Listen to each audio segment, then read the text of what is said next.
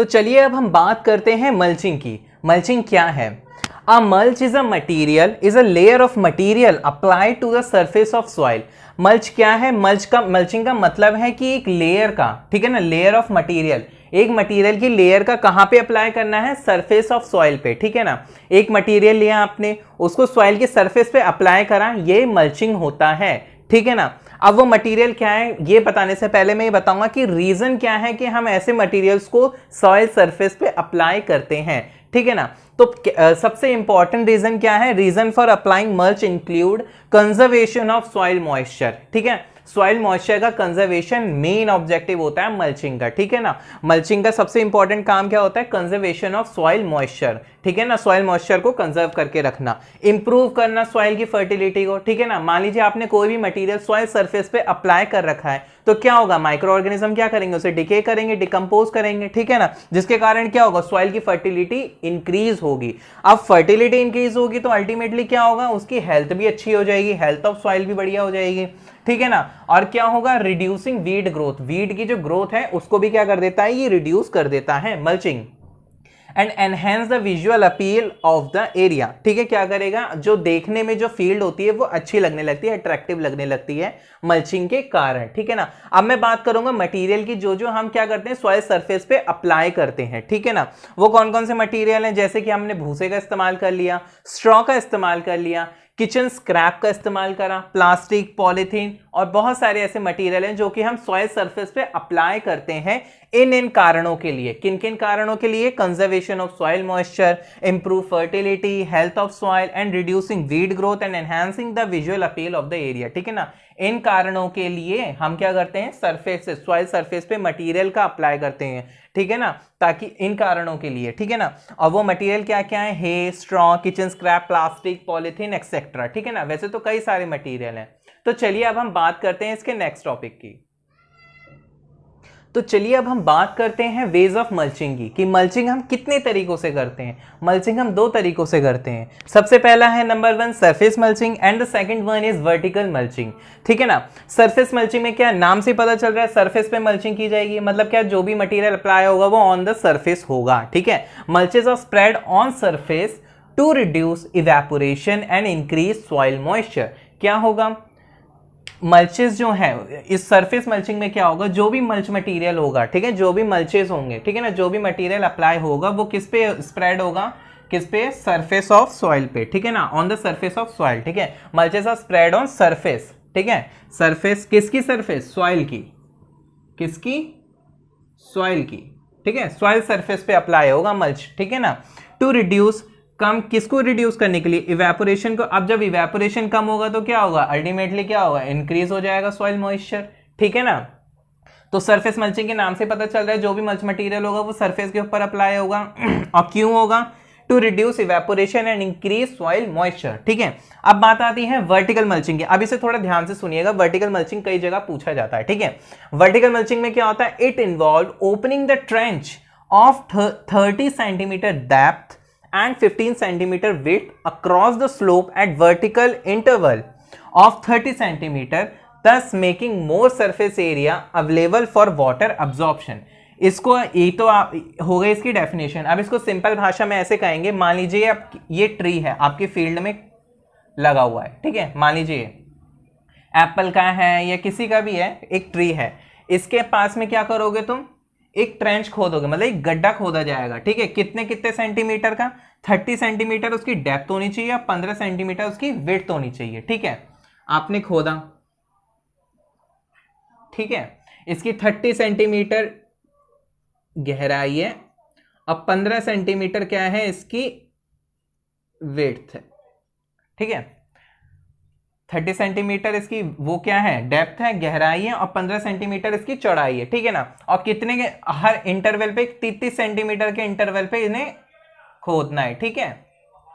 तो अभी इसमें क्या होगा? अब आपने गड्ढा खोदा, इसमें आप भरोगे ऑर्गेनिक मटेरियल, जैसे क्या? आपने मान लीजिए घास भर दी, ठीक है ना, ग्रास क्लिप जिसे बोलते हैं वो भर दी, आपने स्ट्रॉ भर दिया, आपने स्टबल डाल दिए इसमें, ठीक है ना।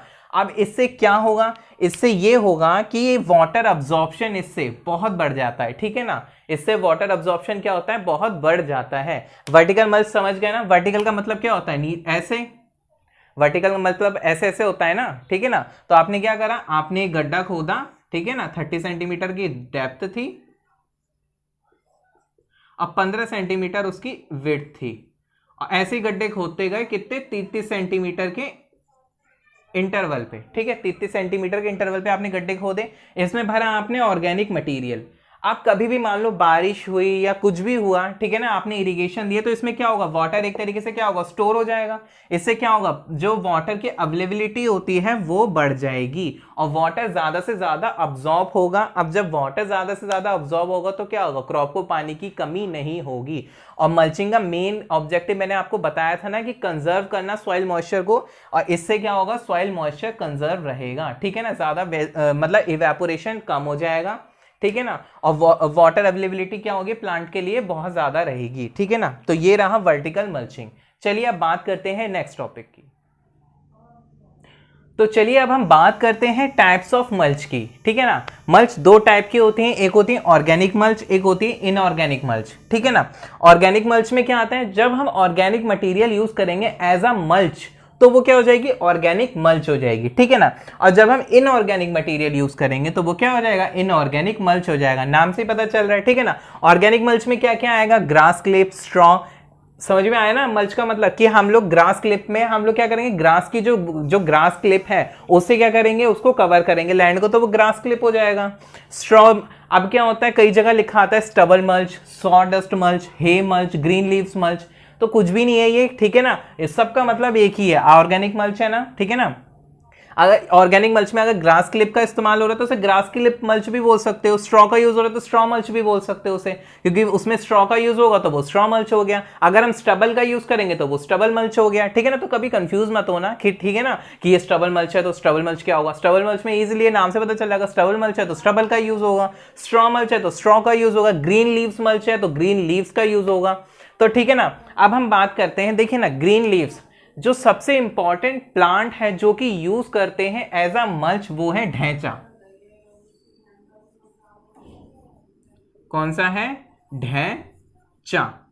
और सबसे बड़ा कारण क्या है ढैंचा का सबसे ज्यादा एज अ मल्च यूज होने का, सबसे बड़ा कारण है, एक तो इसकी लीव्स का जो सरफेस एरिया बहुत ज्यादा होता है, प्लस में इसमें नाइट्रोजन कंटेंट बहुत ज्यादा होता है, ठीक है ना, जिस कारण से इसे यूज करते हैं एज अ मल्च, ठीक है ना। अब ऑर्गेनिक मल्च में क्या होगा, सारे ऑर्गेनिक चीजें यूज हो जाएंगी, ठीक है, जैसे ग्रास क्लिप, बहुत सारी जो भी तुम्हें ऑर्गेनिक चीज दिखे वो ऑर्गेनिक मल्च में आ जाएगा, ठीक है ना। अगर कहीं लिखा आ गया व्हाट इज स्ट्रॉ मल्च, समझ में आ गया ना, स्ट्रॉ मल्च मतलब क्या, वहां पे स्ट्रॉ का यूज हो रहा है एज अ मल्च, ठीक है। स्टबल है तो स्टबल का यूज हो रहा है एज अ मल्च, हे है तो हे का यूज हो रहा है एज अ मल्च, ठीक है ना, हे मल्च लिखा आ गया तो, ठीक है ना। ये हो गया ऑर्गेनिक मल्च की बात। अब बात करते हैं इनऑर्गेनिक मल्च। इनऑर्गेनिक मल्च में क्या होगा, जो भी इनऑर्गेनिक मटेरियल यूज करेंगे एज अ मल्च, ठीक है ना, ऑन, क्या मल्च का मतलब समझ में आया ना, कि सरफेस को कवर करने के लिए, ठीक है ना, तो वो हो जाएगा इनऑर्गेनिक मल्च, ठीक है ना, जिसमें क्या आता है, प्लास्टिक, प्लास्टिक इनऑर्गेनिक है, रबड़, ब्रिक, स्टोन, अगर हम इनका यूज करेंगे तो ये इनऑर्गेनिक चीजें हैं, ठीक है ना, तो ये क्या हो जाएगा, क्या हो जाएगा, इनऑर्गेनिक मल्च हो जाएगा। तो मान लो कभी आ गया प्लास्टिक मल्च, तो कंफ्यूज मत होना, प्लास्टिक मल्च में मतलब क्या होगा, प्लास्टिक का यूज होगा to cover the soil as a mulch, ठीक है ना, एज अ मल्च हम प्लास्टिक का यूज कर रहे हैं, ठीक है ना। रबर मल्च है तो रबर का यूज हो रहा है, ब्रिक है तो ब्रिक का यूज हो रहा है, स्टोन है तो स्टोन का यूज हो रहा है, ठीक है ना। तो ये रही टाइप्स ऑफ मल्च की बात। अब हम बात करते हैं इसके नेक्स्ट टॉपिक की। तो चलिए अब हम बात करते हैं इफेक्ट ऑफ मल्चिंग की, कि मल्चिंग के क्या क्या इफेक्ट होते हैं। तो सबसे पहला इफेक्ट क्या होता है मल्चिंग का, सॉइल वाटर पे होता है। मतलब सॉइल वाटर क्या होता है, जो वाटर में जो सॉइल में वाटर प्रेजेंट होता है उसे सॉइल वाटर कहते हैं, ठीक है ना। अब क्या होता है, ये उसे क्या कैसे अफेक्ट करता है, एक तो क्या करता है, डिक्रीज इवेपोरेशन। इवेपोरेशन पता है ना, पानी जब भाप बन के उठने लगता है तो उसे इवेपोरेशन कहते हैं, उसे क्या कर देता है, मल्चिंग लो कर देता है, डिक्रीज कर देता है। इंक्रीज इनफिल्ट्रेशन, इनफिल्ट्रेशन पता है ना, जब पानी डाउनवर्ड मूवमेंट होता है पानी का, ठीक है ना, उसे बढ़ा देता है। अब पानी का जब डाउनवर्ड मूवमेंट बढ़ेगा तो क्या होगा, सॉइल में जो वाटर होगा वो भी बढ़ेगा, ठीक है ना। और क्या करता है, हाँ तो ये थे दो, ठीक है ना।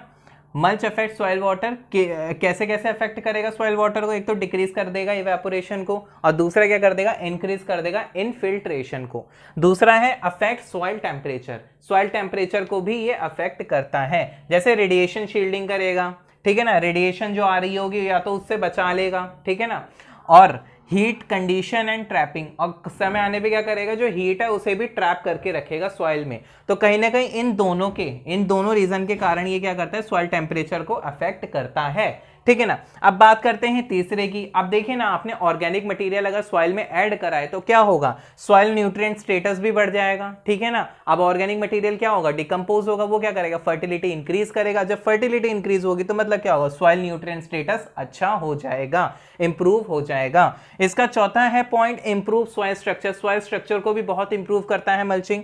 और पांचवा है affect soil biological regime through organic matter addition. अब क्या होगा, अब मान लीजिए आपने ऑर्गेनिक मैटर आपने मल्चिंग करी, मल्चिंग करने के कारण क्या होगा, उसमें जो माइक्रो ऑर्गेनिज्म होंगे उनकी एक्टिविटी क्या होगी, वो बढ़ जाएगी, ठीक है ना। अफेक्ट सॉइल बायोलॉजिकल रेजिमे, मतलब क्या, जो बायोलॉजिकल रेजिमे मतलब क्या होता है, जो जीवित प्राणी सॉइल में होंगे, मतलब क्या, माइक्रो ऑर्गेनिज्म होंगे, उनकी एक्टिविटी को क्या कर देगा, ये बढ़ा देगा। अब जब उनकी एक्टिविटी बढ़ जाएगी तो क्या होगा, कहीं ना कहीं सॉइल पे बहुत अच्छा इफेक्ट होता है।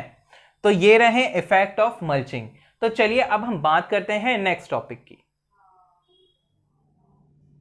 तो चलिए अब हम बात करते हैं बेनिफिट ऑफ मल्चिंग की, या इसे एडवांटेज ऑफ मल्चिंग भी कह सकते हैं, और डिसएडवांटेजेस की।